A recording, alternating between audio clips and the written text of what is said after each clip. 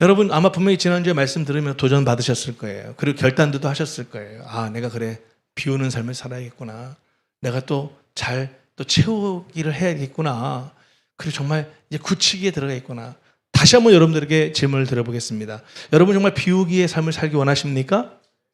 정말 채우기의 삶을 원하십니까? 그리고 정말 굳히기, 다지기의 삶을 살기 원하십니까? 오늘 그 답이 여기에 있습니다. 바로 그 비우기, 채우기, 굳히기는 어떤 삶을 살 때 이루어지는가? 예배자의 삶을 살 때 우리는 늘 삶 가운데 비우기도 할 수 있고 채우기도 할 수 있고 굳히기까지도 할 수 있게 되어진다라는 것입니다. 정말 주님께서 기뻐하시는 가장 귀한 삶 맞죠? 비우는 삶, 채우는 삶, 다지고 굳히는 삶이에요. 근데 이게 우리가 생각처럼 쉽지 않잖아요. 될 때도 있지만 안 될 때도 있더라는 거예요. 바르게 신앙생활 할 때도 있지만 잠깐만 게을러지고 무너질 때도 있더라는 말이에요. 근데 이 모든 것을 토탈했을 때 그럼 우리한테 필요한 건 무엇이고 주님이 가장 기뻐하시는 건 무엇인가? 그게 바로 예배예요. 예배. 그러니까 예배를 통해서 우리는 다시 한번 비울 수 있고 다시 한번 채울 수 있고 다시 한번 굳힐 수 있다는 거예요. 믿으시면 아멘. 우리가 예배를 드리는 이유는 예배를 드렸다라는 게 아니에요. 예배를 통해서 예배자의 삶을 살기로 다시 한번 굳히는 거예요. 할렐루야. 예배자의 삶을 살려고 하니까 다시 한번 비우는 삶이 필요했던 것이고 다시 예배자의 삶을 살기 위해서 다시 한번 채우기를 우리가 해야 하는 것이고 굳히기, 다지기를 해야 되는 거예요. 결국은 그것인 것입니다. 여러분 그래서 우리가 정말 이 예배자라고 하는 거, 예배를 드린다는 것은 우리가 다시 한번 오늘 생각을 해볼 필요가 있는 것입니다. 여러분 예배를 드린다는 것은 한마디로 표현하면 사랑한다는 거예요. 사랑한다는 거예요. 예배는 곧 뭐예요? 사랑이에요. 사랑. 여러분 예배에는 대상이 있어요? 없어요? 당연히 대상이 있잖아요. 우리는 아무나 예배하지 않잖아요. 어떤 대상을 예배합니다. 어떤 대상을 예배한다는 것은 뭐예요? 그 대상을 뭐 한다는 거예요? 사랑한다는 것이거든요. 자, 오늘 본문에 보면 예수님께서 우물가에서 만난 사마리아 여인에게 아버지께 예배할 때가 이른다는 말씀을 하셨죠. 자, 4장 21절 말씀이에요. 예수께서 이르시되 여자여 내 말을 믿으라. 이 산에서도 말고 예루살렘에서도 말고 너희가 아버지께 뭐 할 때가 이르리라? 예배할 때가 이른다. 이렇게 말씀하고 계세요. 지금 예수님이 말씀하시는 이 아버지가 누구예요? 하나님 아버지, 하나님 아버지. 응? 예수님이 지금 이 사마리아 여인에게 그 예배의 대상에 대해서 이야기를 해주고 있는 거예요.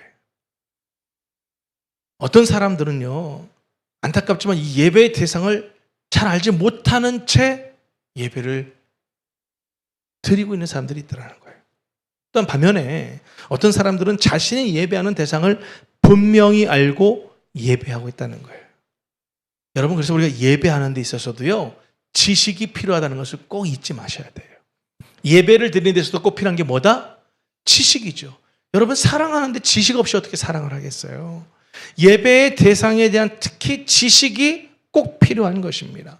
그래서 오늘 본문 22절에 이렇게 얘기합니다. 너희는 알지 못하는 것을 예배하고 우리는 아는 것을 예배하노니 이는 구원이 유대인에게서 남이라. 자, 예배하는 대상을 사랑하기 위해서는 어떻게 해야 돼요? 당연히 예배하는 대상을 알아야죠. 남녀가 서로 좀 호감이 생겼어. 그럼 어떻게 해야 돼요? 관심을 갖고 또 적극적으로 그 사람에 대해서 알아가야죠.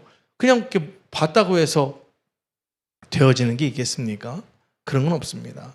그래서 항상 사랑과 지식은 함께 가는 것입니다.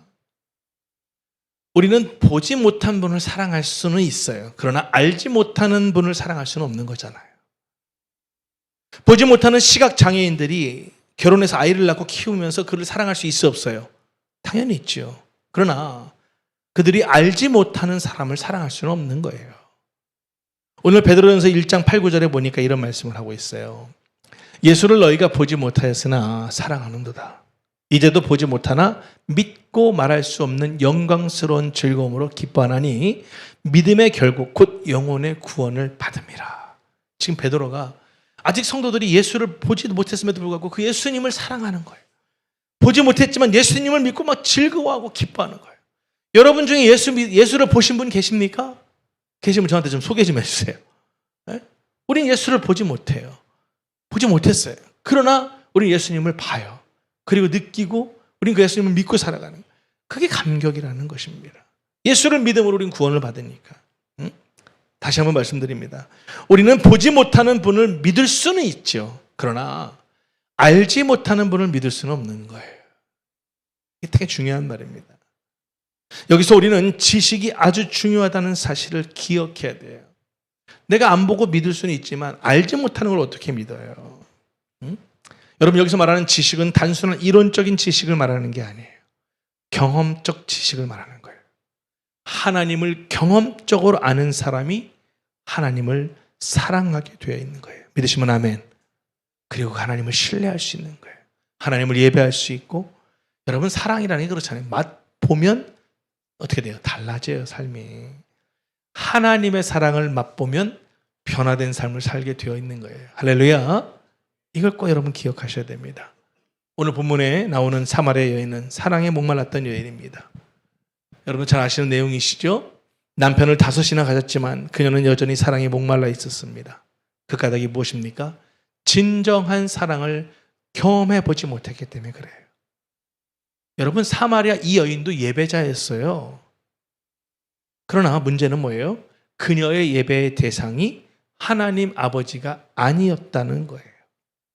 이방 여인이니까 이방신을 섬겼겠죠. 예수님은 그런 사마리아 여인에게 하나님 아버지를 소개해 주셨어요. 그녀의 갈망을 채워주실 수 있는 그 바로 하나님 아버지를 소개해 주신 거예요. 그리고 예배의 의미는 장소에 있는 것이 아니라 예배의 대상이 있다는 사실을 강조하고 계신 것입니다. 우리 주일날 예배당에 나오시는 성도님들 중에는 왜 이렇게 성도들이 없어? 왜 이렇게 성도들이 더 주는 것 같아? 이렇게 또 생각하시고 염려하시는 분들도 계실지 모르겠어요. 그러나 그렇지는 않아요. 저희들이 온라인으로 예배드리는 성도들이 좀 더 많아지고 있어요. 여러분, 장소도 중요하겠지만 더 중요한 것은 내가 정말 진정으로 있는 곳에서 하나님을 예배하는 것이 훨씬 더 중요한 것입니다. 그러니까 내 눈에 보이지 않는다고 해서 그들이 신앙생활을 안 하고 있는 것은 아니에요. 예배를 안 드리고 있는 것은 아닙니다. 다 본인들의 상황에 맞게끔 예배를 드리고 있다고 하는 것을 우리가 기억해요. 여건과 상황이 돼서 또 마음의 변화가 생겨서 또 이렇게 주일날 예배 드리면서 서로 얼굴을 볼 수 있으면 너무 좋죠. 그러나 상황과 여건이 여의치 않아서 있는 곳에서 또 예배를 드리고 직장에 나가셔야 되고 또 여러 가지 몸의 상태로 인해서 건강의 상태로 인해서 또 가정에서 있는 곳에서 예배를 드릴 수밖에 없는 성도들도 있기 때문에 우리가 함께 그런 것들을 잘 또 그들을 격려하고 더 잘 예배를 준비해서 이렇게 드리면 좋겠어요. 어떻게든 성도들이 어디에 있던 말씀을 듣고 예배를 드리고 하나님을 알아가는 것, 장소가 의미가 있는 것이 아니라 내가 믿는 하나님의 대상에 대해서 확실히 그걸 인지하고 살아가게 만드는 것이 우리 목회자들이 해야 될 일이 아니겠는가. 할렐루야. 또 그래 안 와도 되는구나 이런 생각들 하시지 마시고 그게 되게 중요하다는 거예요. 예수님 그걸 강조하신 거예요. 오늘 본문 20절 21절 보세요. 우리 조상들은 이 산에서 예배하였는데 당신들의 말은 예배할 곳이 예루살렘에 있다 하더이다. 예수께서 이르시되 여자여 내 말을 믿으라. 이 산에서도 말고 예루살렘에서도 말고 같이 시작. 너희가 아버지께 예배할 때가 이르리라. 믿으시면 아멘. 사마리아 여인이 예배 장소를 이야기할 때 예수님은 예배의 대상을 말씀하고 계시다고 하는 것입니다. 아버지에 대해 말씀하고 계십니다. 아버지께 예배하는 사람의 태도에 대해서 말씀하고 계신 것입니다. 그래서 오늘 본문 23, 24절 말씀하신 거예요. 같이 한번 읽어볼까요? 23절부터 시작. 아버지께 참되게 예배하는 자들은 영과 진리로 예배할 때가 오나니 곧 이때라. 아버지께서는 자기에게 이렇게 예배하는 자들을 찾으시느니라. 여기서 반복되는 단어가 아버지입니다. 아버지는 곧 누구예요? 하나님이신 거예요. 할렐루야. 하나님은 영이십니다. 하나님은 정말 예배하는 자를 정말 기뻐하시는 거예요. 자, 그렇다면 아버지께서 이렇게 신령과 진정으로 예배하는 자를 찾고 계신데 어떻게 해야 그럼 내가 그런 예배자가 될 수 있을까? 오늘 딱 2단어만 기억하셨으면 좋겠어요.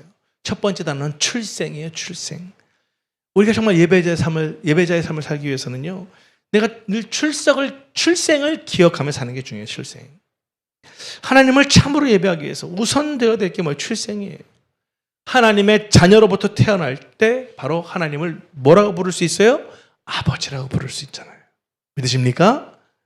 당연하잖아요. 하나님을 아버지라고 부를 수 있는 사람은 하나님의 자녀뿐인 것입니다. 하나님의 자녀가 되기 위해서는 어떻게 돼요? 당연히 하나님께로부터 태어나야 되는 거예요. 하나님께로부터 태어난다는 것은 다른 말로 하면 거듭난다 이렇게 말을 하잖아요. 자, 우리가 이 거듭남하면 딱 떠오르는 인물이 있죠. 누구예요? 니고데모. 요한복음 3장에 보니까 이 니고데모 얘기가 나오잖아요. 당시에 국회의원이에요. 우리나라로 말하면. 뭐 부족한 게 없는 사람이에요. 그런데 이 거듭남에 대해서 고민이 깊었던 거죠. 그래서 어느 날 예수님 앞에 찾아갔잖아요. 그래서 이제 예수님께 이제 거듭남에 대해서 이제 이야기를 어떻게 거듭날 수 있냐. 요한복음 3장 3절에 예수께서 물어보니까 이렇게 얘기하셨어요. 진실로 진실로 내게 이르노니 사람이 거듭나지 아니하면 하나님 나라를 볼 수 없다. 여러분, 하나님의 나라 바로 아버지의 나라예요. 이 거듭남이라는 것은 새롭게 태어난다고 하는 것을 말하는 거예요. 오직 이 아버지의 나라에 들어가는 길은 아버지의 자녀가 되는 길밖에 없어요. 오직 출생으로만 가능한 거예요. 여러분, 날아다니는 새의 나라에 들어가려면 새가 되어야만 가능한 거예요. 바다의 나라로 들어가려면 어떻게 해야 돼요? 당연히 물고기로 태어나야죠. 그렇잖아요. 사자 왕국에서 살아가려면 어떻게 해야 돼요? 내가 사자로 태어나는 방법밖에 없는 거예요. 결코 행위로 결정되는 게 아니라는 거예요. 무슨 노력을 했다고 되는 게 아니에요. 오직 가능한 건 뭐예요? 출생입니다. 출생. 하나님 나라에 들어가기 위해서는 오직 하나님의 자녀로 출생해야 된다는 거예요. 할렐루야. 하나님의 자녀로 출생을 해야 하나님 나라의 모든 권세를 누리는 하나님의 자녀로 살아갈 수가 있게 된다는 거예요. 그러니까 이제 이 얘기를 들은 니고데모가 이제 심각하죠. 그래서 예수님께 질문하는 거예요. 4절에 보면 니고데모가 이르되 사람이 늙으면 어떻게 날 수 있사옵나이까? 두 번째 모태에 들어갔다가 날 수 있사옵나이까? 이런 얘기를 하는 거예요. 그때 예수님이 5절에 뭐라고 얘기합니까? 예수께서 대답하시되 진실로 진실로 내게 이르노니, 같이 읽어볼까요? 사람이 물과 성령으로 나지 아니하면 하나님 나라에 들어갈 수 없다라는 거예요. 여기서 물은 뭘 의미하는 걸까요? 바로 이 물은 우리가 물침례라고 말하는 사람들이 있는데 성경 어디에도 우리 인간이 물침례로 구원받는다는 말씀은 없어요. 물침례는 구원의 문제가 아니라 순종의 문제죠. 신앙 고백의 문제인 거죠. 내가 그리스도와 함께 죽고 그리스도와 함께 다시 태어났다고 하는 신앙 고백의 문제죠. 바로 오늘 여기서 말하는 물은, 예수님이 말씀하신 물은 뭐예요? 말씀이에요. 말씀. 그러니까 우리가 말씀으로 거듭나야 된다. 말씀으로 새로 태어나야 된다라는 것이에요. 할렐루야. 이게 거듭남의 의미예요. 내가 살아보지 못한 새날을 주님께서 오늘도 왜 허락하셨는가? 여러분들 똑같은 질문 한번 해볼게요. 그때 했던 질문인데, 여러분이 지금 통장에 100억씩이 있어. 100억. 그렇죠. 뭐 없으니까 이런 말 한다고 해서 기분이 그분들 되게 좋아하던데. 자, 100억씩이 다 있다고 가정합시다. 100억씩이 내 재산이 통장에 들어있는데 장집사님 오늘 밤에 주님이 꿈에 나타나서 장집사 수고했다. 그만 와라. 그럼 장집사님 뭐라고 하시겠어요? 일본 말로 뭐라고 할 것 같아요? 조토마테 구다사이. 잠깐. 주님 이건 아니시죠. 조금만 시간 좀 두세요. 최소 좀 어떻게 이 100억이 내 통장에 있는데 어떻게 내가 주님 나라 갑니까? 이건 불가능한 일이죠. 우리 안 그렇겠어요? 100억 있는데 주님이 오늘 밤에 너 수고했다 와라 하면 할렐루야 할 사람 몇 명이나 있겠어요. 내가 지금 내 돈이 100억이나 있는데. 근데 여러분, 지금 이 상황에서 오늘 밤에 주님이 꿈에 나타나서 아유 수고했다. 오늘 와라. 그만 와라. 어떠시겠어요? 우리 막 거기 잤을 때 막 난리, 할렐루야를 막 자꾸 예? 난리 나더라고요. 여러분, 정말로 우리가 말씀으로 매일매일 하루하루 살아가는 것 자체가 은혜고 기쁨 아니겠어요? 할렐루야. 새롭게 태어나는 거예요. 오늘도 나에게 이 말씀 주셨으니까 내 신분은 이 세상에 속한 사람이 아니라 하나님의 자녀라고 하는 출생. 나는 비록 연약하고 죄도 많고 늘 반복되는 실수 가운데 있고 노력하고 산다고 하는데도 불구하고 왜 자꾸만 내 일은 잘 되지 않는가? 그럼에도 불구하고 내가 누구의 자녀라는 거? 하나님의 자녀라는 거.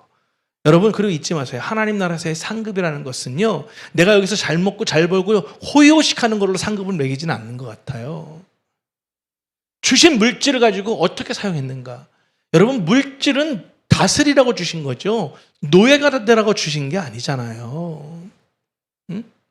물질 없이 우리는 살 수 없어요. 열심히 노력해서 그래서 물질을 더욱더 풍성하게 해야 됩니다. 그런데 하나님이 물질로 통해서 우리가 얼마나 기쁨을 얻습니까? 근데 그 기쁨을 주신 이유는 여러 가지가 있겠지만 물질의 노예가 되라는 것이 아니라는 거죠. 물질을 다스리라는 거예요. 더 많이 풍성히 나눠서 많은 사람들을 복되게 하라고 물질을 주셨는데 자꾸만 그 물질의 노예로 살아가는 사람들이 얼마나 많아 있는가 모르겠어요.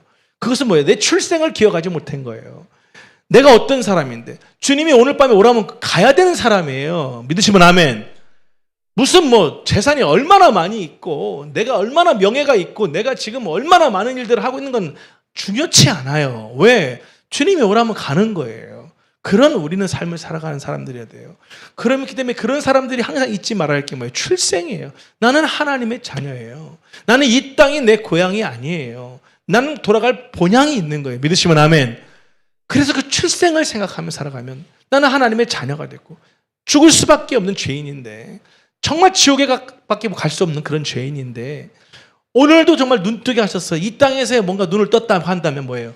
오늘도 말씀으로 한번 새롭게 살아봐라. 할렐루야. 그게 바로 예배자라는 거예요. 오늘도 너 말씀 한번 놓치지 마라. 네가 어제는 또 쓰러지고 넘어졌을지 모르겠지만 오늘은 다시 한번 주신 그 말씀 가지고 오늘 한번 열심히 살아봐라. 예배자로서 한번 살아봐라. 그게 내가 정말 가장 기뻐하는 거란다. 오늘 주님 말씀하시는 거예요. 할렐루야. 그러기 위해서 우리가 잊지 말아야 할 게 뭐예요? 출생이라는 거예요. 부모가 가장 기쁜 건 뭐예요? 자식이 부모를 기억하는 거잖아요. 아이고 내 새끼 하잖아요. 그래서 아버지 하나님도 마찬가지죠. 어떤 상황 속에서도 정말 그 출생을 잊지 않고 나같이 연약한 사람, 부족한 사람, 죄 많은 사람을 예수 믿었다는 이유로 하나님의 자녀로 삼아주시고 천국에 갈 소망을 주시고 살아가니 얼마나 감사해요. 오늘도 눈 떴으니 눈 떴더니 천국이면 할렐루야죠. 근데 눈 떴더니 이 땅이야. 에휴, 이게 아니라 오늘도 또 뭔가 이 땅에서 해야 될 일이 있으니까 하나님 나라의 자녀답게 신분에 맞게 정말 오늘도 주신 말씀으로 새롭게 다시 한번 결단하고 살아야 한다고 오늘 주님께서 나에게 주신 하루구나. 그렇게 살아가면 우리는 늘 매일매일 삶을 예배자의 삶을 살아갈 수가 있고 그럼으로 인해서 내 삶이 비움의 삶도 살 수가 있고 채움의 삶도 살 수가 있고 견디고 다지는 굳히는 삶도 살아갈 수 있게 됨을 믿으시기 바랍니다. 할렐루야. 자, 두 번째 예배자의 삶을 살리면 어떻게 되는가? 첫 번째는 어떤 단어를 기억해야 한다고 했어요? 출생. 우리가 이걸 잊지 않으면 되는 거고 두 번째는 뭐냐? 사랑이에요. 사랑. 예배자는 사랑의 삶을 살아야 해요. 출생의 문제가 해결됐다면 그 다음 문제는 사랑입니다. 다시 말씀드리지만 예배한다는 것은 뭐 한다는 거예요? 사랑한다는 거예요. 사랑한다는 것은 정말 그 사랑하는 대상을 정말 추구하는 거잖아요. 하나님을 예배한다는 것은 다른 말이 아니에요. 하나님을 사랑한다는 거예요. 우리 인간은 사랑을 위해 지음받은 존재들이에요. 믿으시면 아멘. 우리가 추구하는 모든 것의 뿌리를 추적해보면 결국은 사랑으로 귀결되게 되어 있어요. 사랑은 우리 행동의 뿌리인 것입니다. 우리 생존의 근거이기도 하고요. 사람이 사실 왜 살아가느냐? 사랑 때문에 살아가는 것입니다. 오늘 이 본문에 나오는 사마리아 여인도 사랑에 굶주린 여인이에요. 그래서 주님이 찾아가셨던 것이죠. 오늘 내용 보면 이 내용을 여러분 잘 아시잖아요. 성경은 지금 6시, 그러니까 정오 12시를 말해요. 오늘날 말하면. 근데 중동 지방의 관습에 따르면 여인들은 이렇게 점심때 물길로 나오잖아요. 뜨거우니까, 더우니까. 항상 오후 늦게 해가 질 무렵에 물을 길러 나와요. 그런데 이 여인은 항상 그때 나왔다는 거예요. 왜 그래요? 평판이 나쁘잖아요. 남편이 5시에 왔는데 다 죽었대. 저 인간하고 살면 다 죽나 봐. 얼마나 나쁜 소문이 나겠어요. 아무도 그를 가까이 하려고 하잖아요. 가난도 했고 부도덕하고, 지금 살고 있는 남편도 자기 진정으로 살아가는 사람이 아니고 아무도 몰라주죠. 그런데 예수님이 그 여인을 알아주시는 거예요. 사랑에 목말라 있음을 알고 계신 거예요. 그래서 사실 예수님은 일부러 그걸 찾아가셔서 여인에게 물을 달라고 이야기한 거예요. 특히 제자들은 어떻게 돼요? 야, 먹을 것이 뭐 있는지 저 옆 동네에 가서 좀 알아보고 와라. 다 보낸 상태였어요. 여러분, 그 상태에서 정말 예수님이 이 여인을 위해 하신 일은 뭐예요? 이 여인에게 무엇인가를 부탁하셨어요. 그게 뭐예요? 물을 좀 달라고 하셨어요. 목이 마르셔서 물을 달라고 하신 게 아니에요. 여기서 우리가 한 가지 꼭 기억해야 할 게 있습니다. 우리가 신앙생활 하면서 하나님이 무엇인가를 달라고 하시면, 무엇인가 감동을 주시면 그 속에 하나님의 깊은 뜻이 있음을 알아야 돼요. 아멘. 하나님이 무엇인가 달라고 하시면 그것은 하나님이 필요해서라기보다는 나에게 필요한 것이 있기 때문에 지금 감동을 주신다는 사실을 꼭 기억하셔야 해요. 하나님은 부족한 게 있으셔요, 없으세요? 없으시죠. 그런데 그 하나님이 뭔가 내게 감동을 주셔서 하시려고 하는 건 뭐예요? 지금 나에게 뭔가 필요한 게 있으신 거예요. 그래서 그를 순종하게 하시려는 거예요. 더 귀한 것을 주시기 위한 하나님의 계획이 있음을 꼭 우리는 기억해야 할 줄 믿습니다. 왜 나한테만 이게 아니에요. 분명히 사인이 있는 것입니다. 그리고 그 예수님께서 사마리아 여인에게 이제 영원한 생수이신 하나님에 대해서 이야기를 합니다. 이 여인이 그래서 드디어 이제 그리스도를 만나게 돼요. 생수의 원천이신 그 예수 그리스도를 만나게 돼요. 그리고 예수님을 만나니까 어떻게 돼요? 본인이 갖고 있던 물동이를 버려두고 예수님을 증거하게 됩니다. 여러분, 사마리아 여인이 물동이를 버렸다는 것은 무슨 의미입니까? 그동안 그녀가 마셨던 물을 버린 거예요. 세상의 물을 버린 거예요. 세상을 의지했던 것을 내려놓은 것입니다. 끝없이 목마르게 만들었던 그 세상의 사랑을 벗어버리고 새로운 사랑을 선택했다는 거예요. 그게 바로 뭐예요? 영원한 사랑, 바로 예수의 사랑을 선택했던 것입니다. 할렐루야. 우리는 이 사실을 꼭 기억해야 합니다. 사랑하는 여러분 행복은 어디서 오나요? 잊지 마세요. 사랑을 통해서 행복이 오는 거예요. 사랑받고 사랑하는 것이 행복이에요.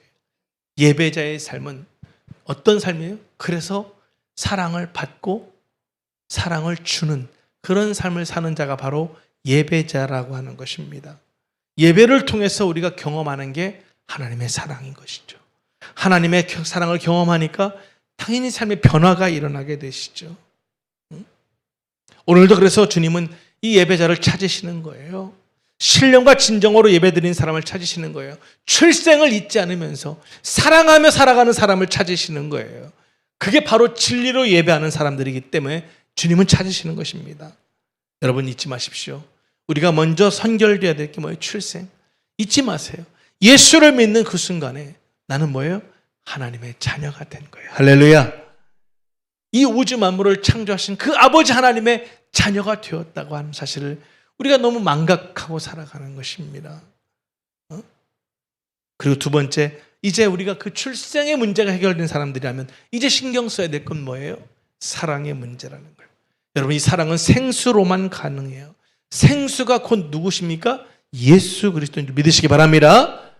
바로 그 생수가 하나님의 사랑인 것입니다. 예배는 이 생수 되신 하나님을 만나는 중에 바로 이 생수를, 하나님의 사랑을 공급받는 시간이 바로 예배 시간이에요.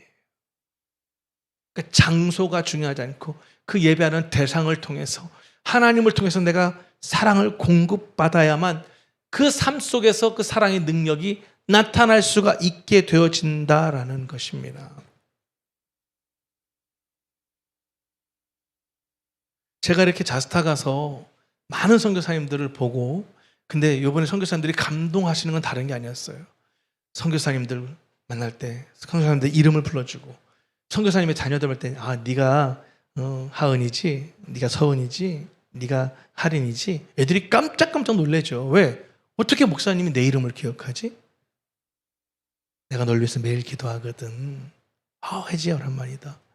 선교사님 이름을 다 이름들을 그분들에게 물상일기 보내고 기도할 때마다 그 자녀들까지 다 체크해서 이름을 늘 불러가면서 기도하니 그게 1년이 되고 2년이 되고 3년 되니 못 외우면 이상한 거 아니겠어요? 다만 매치가 안 돼. 애들이 이제 수년 사이에 다들 훌쩍훌쩍 컸으니까. 예? 여러분들 저희 찾아오셨던 임동호 목사님, 할렐루야 뭐 이런 목사님 계시잖아요.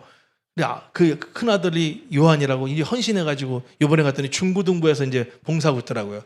야, 깜짝 놀랐네. 똑같아. 리틀 임동호 목사야. 수염도 이렇게 그러고 목사님 안녕하세요. 너는 왜 목소리까지 그러냐? 제가 그러면서 한참 웃었네. 정말 어릴 때 애기들이 다 커가지고 다 또 위치해서 그 일들을 감당하는 거예요. 예. 우쭈노미아에서 제가 사역 갔을 때 잠깐 하루 사역하고 왔지만 그 집에서 성도님 집에서 묵었는데 그분 성도님이 성숙 집사님이세요. 근데 그분이 저한테 아는 체를 안 하시더라고요. 너무 몇 수년이 지났으니까. 그리고 당연히 자기를 모를 거라고 생각하는 거예요. 그래서 식당에서 제가 밥 먹고 찾아갔어요. 그 집사님 밥 먹는 데까지 해서 성숙 집사님 너 잘 지내셨어요? 했더니 막 글썽글썽 목사님 어떻게 제 이름을 제가 우쭈노미아 갔을 때 성숙 집사님 집에 잤지 않냐고. 참 이름이 너무 좋다고. 저는 늘 인생의 문제가 성숙이라고 이러면서 막 격려했더니 우시는 거예요. 자기가 자스타서 지금 목사님이 자기 이름을 불러주신 게 자기는 지금 너무 큰 은혜가 되었다고. 너무 남편한테 빨리 보내야 된다고. 남편은 일본 분인데 그래서 사진 하나 찍자해서 사진도 찍고. 왜 하나님이 자꾸만 이렇게 목사님에게 보낼 때 선교사님들 특히 남편 선교사님들은 이름은 몰라도 아내 선교사님 이름은 못 외우잖아요. 잘 모르죠 사람들이. 아내 선교사님 이름까지도 가서 불러드리면서 어떻게 잘 지내셨냐고 하나하나. 네? 저는 강사로 간 게 아니잖아요. 하나의 가족으로 수년 동안 못 봤던 가족을 보니까 반갑고 기쁘고 그러니까 그들 이름 하나를 불러주기만 해도 그렇게 서로가 위로가 되고 힐링이 되어지고 네? 얼마나 감사한지 모르겠어요. 제가 또 하나 큰 은혜를 경험한 것은 제가 첫날 콘서트 때였습니다. 사실 제가 이제 메시지도 좀 하면서 이렇게 1시간을 보내야 되는데 이상하게 마음의 감동을 좀 주셔서 제가 한 중간 정도에 이제 멤버들을 소개하는 거예요. 그러니까 박성호 집사님이 계속 목발 짚고 다니셔야 되니까 정말 왜냐하면 십자인대가 끊어져가지고 수술을 하셨어요. 6월 달에. 예, 뭐 하다 수술하신지는 아시겠죠? 예, 야구하다가 그랬습니다. 근데 어쨌든 간에 이제 6주 차가 되는 건데 병원에서 6주에서 8주를 가장 조심해야 된다. 그때 이게 형성돼야 된다. 근데 이게 하필 딱 이 자스타 기간이에요. 그래서 가실 수 있을까 싶은 저도 이제 반신반의했는데 본인은 본인도 좀 난감하죠. 이게 지금 다친 상황이니까 그러니까 다른 또 제자를 데리고 가야 되나 어쩌나 저쩌나. 그래서 제가 이게 안 되겠길래 그 당시에 이제 나고야 선교사님한테서 자초지종을 설명했어요. 근데 선교사님이 뭐라냐면 들어 만지셔도 되니까 본인이 오시고 싶다면 그냥 오셔서 그냥 가서 얼굴 보고 같이 이렇게 지냈으면 좋겠다고. 그 얘기를 전달했더니 본인도 이제 결단하고 간 거예요. 첫날 콘서트를 할 때 4명의 연주자를 소개하면서 제가 박성호 집사님을 소개하고 박성호 집사님 나머지 한 명은 박 집사님이 소개해 주시면 좋겠다. 그 아들 은찬이에요. 근데 박 집사님이 이렇게 간증하시더라고요. 여러분 제가 이봉구 목사님 통해서 2007년에 일본 선교를 처음 왔습니다. 그리고 그 2007년도에 옆에 있는 은찬이 제 아들인데 이 아이가 태어났습니다. 그리고 정말 열심히 일본 선교를 감당했는데 이 아이가 5살 때 여름에 욕실에서 할머니가 샤워 시켜줬더니 젓가락을 가지고 그냥 콘덴서에 꽂아가지고 온몸이 그냥 다 감전사고가 크게 일어나서 그때 당시에 너무 자기도 당황이 됐고 이제 한국에서 보면 그 지선아 사랑의 그 성심병원에 있는 유명한 의사 선생님이 담당 의사였어요. 근데 이제 뭐 시간이 지나면서 이렇게 손가락이 이렇게 녹아 끊어지기 시작하고 이렇게 하니까 얼마나 힘들어요. 근데 그 선생님이 태어났네 그랬다는 거예요. 부모님들이 정말 기대를 하시는데 미안하지만 이 아이는 이제 손으로 할 수 있는 일은 못합니다. 그러니까 기대하지 마세요. 기대하는 게 더 힘들어집니다 삶이. 그러니까 기대하지 마시고 다르게 살아갈 수 있는 생명을 건졌으니까 얘가 살아난 것도 기적입니다. 왜? 감전이 되면서 뺐잖아요. 머리 무시로 뺐는데 젓가락이 그 심장을 찔렀거든요. 또 그대로. 그 상태로 발견이 된 거였거든요. 그래가지고 이 손 빼고 할머니 어머니가 막 치고 하면서 막 이 아이가 목욕탕 갔을 때 그래도 이제 뭐 쑥스러워하진 않던데 온몸이 난리죠. 그럼에도 불구하고 정말 그래서 그런 상황 속에서 선교사님들에게 또 일본에서 많은 선교사님들이 또 성도님들이 기도 많이 해주셨던 거 제가 기억합니다. 그런데 아마 선교사님들이나 여러분들은 그때 기도하시고 잊으셨을 거라고. 그럼에도 불구하고 여러분들이 기도해 주셨죠. 여러분들은 기도하고 잊으셨지만 하나님은 그 기도를 들으시고 이렇게 응답하셔서 지금 은찬이가 저와 함께 처음으로 일본 와서 이렇게 일본 선교 사역을 같이 연주를 감당하고 있다. 근데 그 사이에 어떤 간증이 또 있었냐면 그렇게 손을 못 쓴다고 했으니까 그러면서 손이 다 굳어진 거죠. 그 5살 때 이 손이 다 이쪽은 마디가 아예 잘라져서 흐르르 아빠 엄마 보는 앞에서 선생님이 후 불더래요. 후 부니까 스르륵 그냥 가루로 이렇게 없어지더라는 거예요. 그래서 마디가 여기는 한 마디가 없고 여기는 2마디가 없어요. 손가락이. 그러니까 이게 기타를 친다는 건 손가락 2개 갖고 쉽지 않잖아요. 특히 일렉 기타는 이 새끼하고 이제 약이 중요하니까. 근데 어느 날 얘가 드럼을 쳤으면 좋겠는데 드럼을 또 싫어하더래요. 근데 베이스는 잘하면 이걸로도 가능할 수 있겠다 싶어서 이제 1년 전에 베이스를 한번 해보려 했더니 베이스를 그렇게 좋아하더라는 거예요. 친지 1년밖에 안 된 거죠. 저도 아빠도 깜짝 놀라더라고. 1년 사이에 이렇게 되는가. 근데 이 아이가 그렇게 손가락이 다 굳어졌으니까 이거는 그 당시에 5살 때 재활을 하려고 재활 시간만 되면 막 병원이 떠나가도록 소리를 지르는 거죠. 왜? 다 꺾어야 되니까. 근데 세상에 어떤 일이 있었냐면 또 그 당시에 이것도 힘들어 죽겠는데 아토피까지 그렇게 심해진 상태예요. 그 상태에서 퇴원을 할 때 의사 선생님이 그런 얘기를 하니까 얼마나 낙심이 되겠어요. 이 부부 대단하죠. 특히 지점사역자 그러더래요. 여보, 인간의 힘으로 안 된다고 하니 이제는 하나님이 하시겠네. 왜 아멘 안 하세요? 할렐루야. 예, 인간의 힘으로 안 되니까 이제 하나님이 하시지 않겠냐. 그러면서 또 병원에 입원했을 때 일을 또 하나 얘기해 주더라고요. 그 성심병원에도 뭐 예배당이 있었나 봐요. 예배실이. 근데 한 번은 본인이 이제 그렇게 솔리스트, 성악 전공한 솔리스트인 걸 알고 그 병원 원목 목사님이 특송을 한번 좀 부탁을 했다는 거예요. 그래서 알겠다고 하고 이제 주일날 예배실에 올라가서 특송을 하는데 성령이 내를 불렀다는 건데 다들 휠체어 끌고 침대로 누워가지고 화상 환자들이 많으니까 예배실이 다 이렇게 앉아있는 사람이 아니라 침대로 이렇게 해가지고 다 누워있고 막 이런 상태로 예배를 드리는데 본인이 성령이 오신 내를 부르는데 자기도 어떻게 부르는지 모르는데 눈을 감고 막 하염없이 그렇게 눈물을 흘리면서 그렇게 정말 절규하듯이 성령이 오신 내를 눈 감고 부르는데 눈을 딱 떴더니 누워있던 환자들이 다 일어나 있더래. 다 일어나 있더래. 그래서 깜짝 놀랐대 자기도. 근데 나중에 알고 봤더니 웬 미친 여자가 와서 소리를 지르나 해서 다 이렇게 일어났던 거를 이렇게 그 얘기를 하시는 거야. 그러면서 그때 하나님의 음성했대. 네가 이제는 찬양을 통해서 죽은 영혼들을 살려내야 되지 않겠냐. 그래서 퇴원하고 나서 바로 여보 나 사표 내야 될 것 같아. 대전 시립합창단 솔리스트에서 최고로 사표 내러 갔더니 너무 당황들하죠. 그래서 아니 그게 그런 게 아니니까 일단 휴직을 해라. 그리고 당신은 언제든지 당신이 오고 싶으면 언제든지 다시 돌아와도 좋다라는 그런 이야기 통해서 일단은 좀 이렇게 휴직서로 바꿔줬다는 거예요. 근데 그날 이후로 지금까지 안 돌아갔어요.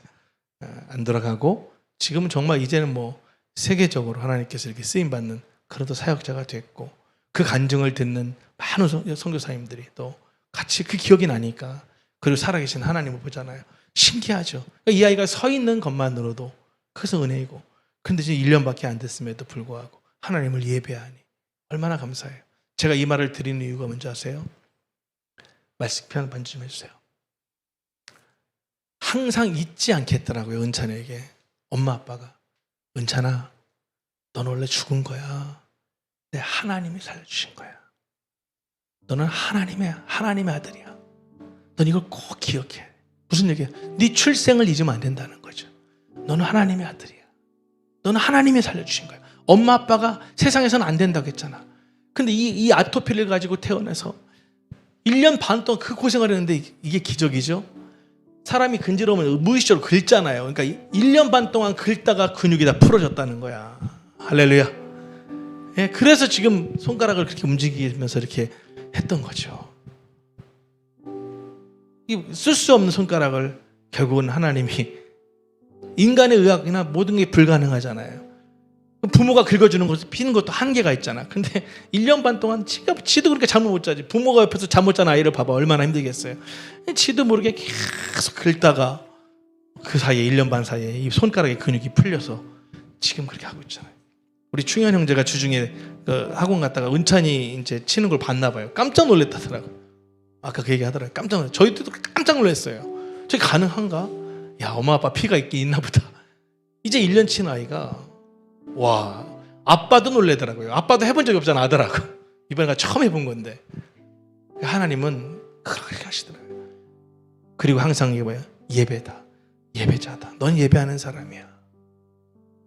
여러분, 이렇게 찬양하고 음악하는 사람들만 예배하는 게 아니에요. 그 안에서 사랑을 주니까, 아이가 사랑 안에서 크니까 달라지더라고요. 초등학교에 입학했더니 애가 학교를 가려고 안 해. 내려주면 안 들어가는 거야. 왜? 애들이 괴물이라고 놀리니까. 그러니까 대안학교로 옮겨요. 대안학교 다니는데도 거기서도 같은 일 계속 반복이 되면서 힘들어지면, 아빠 저 학교 가기 싫은데. 그럼 가지 마. 학교를 안 보냈어요. 혹시 조은이 학교 가기 싫으면 얘기해. 얘기해. 가지 마. 집에서 노는 거예요. 그냥 뭐하고 놀래 했더니 뭐 그냥. 그래가지고 거기 아들, 딸, 아들이에요. 근데 셋 다 대안학교로 보내는데 큰 녀석이, 아빠 나 그러면 나 집에서 이렇게 하려고. 그러니까 그래, 그럼 그래. 뭐하고 놀래? 그러니까 그 모습을 보더니 둘째 딸이, 아빠 저도 학교 안 가면 안 돼. 그럼 너도 가지 마. 둘이서 이제 뭐 홈스쿨하는데 학교에 있고, 막내 놈은, 아빠 나도 안 가면 안 돼. 너는 가야 되지 않겠는데. 그리고 지금 학교 다니고 있대요. 대안학교 다니고 있어요. 야, 사랑으로 크니 다르죠. 사랑으로 크니 다르죠. 응? 야, 이 가족이 나중에 아이들이 커서 이제 정말 세계 선교 이 가족들이 다니면서, 아빠는 드럼 치고 엄마는 건반하면서 노래하고, 아들은 옆에서 베이스 치고, 딸은 옆에서 노래하고 하면, 야, 이게 얼마나 하나님이 또 하실까. 그 나고야 한번 선교사님이 내년에 오실 때는 어떻게 지선 사역자님도 같이 오시면 안 될까? 2년치가 다 잡혀 있다는데요. 기도하겠습니다. 그래서 이제 제가 매니저라고 했더니 저한테 얘기하더라고요. 여러분 잊지 마세요. 우리가 신앙생활하고 삶을 살아가면서 비우는 거 너무 중요해요. 채우는 것도 너무 중요하고요. 그리고 굳히는 거 너무 중요해요. 이것의 힘은 예배예요. 아멘. 한번 따라합시다. 나는 예배자다. 손으로 오른손 다. 나는 예배자다. 나는 하나님의 자녀이다. 나의 출생은 하나님의 자녀이다. 아멘. 그리고 나는 사랑하며 살아야 된다. 시작. 나는 사랑하며 살아야 된다. 여러분 그거예요. 그게 바로 예배자예요. 예배자예요. 눈으로 목격했습니다. 넌 하나님의 자녀야. 너는 정말 하나님이 너를 사랑하신다. 정말. 예. 어떻게 전 일주일을 지켜봤잖아요. 아이가 게임을 하고 있던, 뭘 안경을 잊어먹고 계속 뭘 잊어먹어 이놈이 보니까. 그래도 그냥 그래 괜찮아 찾으면 되지. 뭐 내 다음에 하자. 전혀 그런 거 하지 않아요. 그렇게 키운 아이를 보고 나니까 이게 생각이 바뀌는 것 같아요. 사랑은 말로 하는 게 아니잖아요. 그냥 기다려주고 또 격려해주고.